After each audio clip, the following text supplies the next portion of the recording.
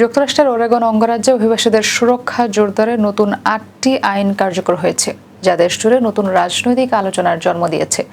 মার্চে রাজ্য আইনসভায় বিলগুলো পাস হয় এবং এপ্রিলে গভর্নর সেগুলোতে স্বাক্ষর করেন। নতুন আইন অনুযায়ী স্কুল ও হাসপাতালগুলোতে অভিবাসন সংক্রান্ত পরিস্থিতি মোকাবেলায় বিশেষ সতর্কতা ব্যবস্থা চালু করা হবে।